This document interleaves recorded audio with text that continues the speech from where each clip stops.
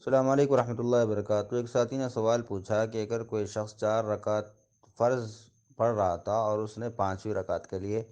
ٹھہر گیا تو کیا اس کی نماز ہوگی یا نہیں ہوگی؟ اس کا جواب یہ ہے کہ اگر وہ شخص فرض نماز پڑھ رہا تھا اور 4تھی رکعت کے قاعدے میں بیٹھا تھا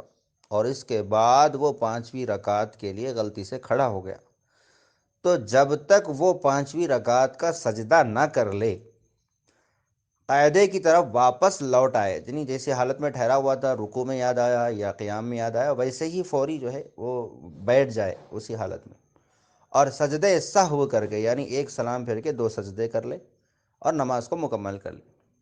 اور اگر اس شخص نے 5ویں رکعت کا بھی سجدہ کر لیا تھا تو اب اس کے ساتھ ایک رکعت اور ملا لے، یعنی 6 رکعت کر لے اور آخر میں سجدے سہو کر لے، تو نماز ہو جائے گی، 4 رکعت فرض ہو جائے گی اور 2 نفل ہو جائے گی۔ اور اگر اس شخص نے 4تھی رکعت پر قاعدہ ہی نہیں کیا تھا، بیٹھا ہی نہیں تھا، ڈائریکٹ 5ویں رکعت کے لیے ٹھہر گیا تھا بھول سے،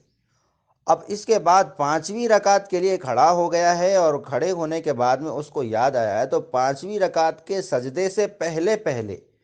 قاعدے میں آ جائے اور سجدے سہو کر کے نماز مکمل کر لے۔ اور اگر اس شخص نے، یعنی جس نے ابھی 4تھی رکعت میں قاعدہ نہیں کیا تھا، اس نے 5ویں رکعت کا سجدہ بھی کر لیا ہے، تو اب اس کی فرض نماز باطل ہو گئی، یعنی فرض نماز اس کی نہیں ہوئی، اب اس نماز کا لوٹانا اس کے لیے لازمی ہے۔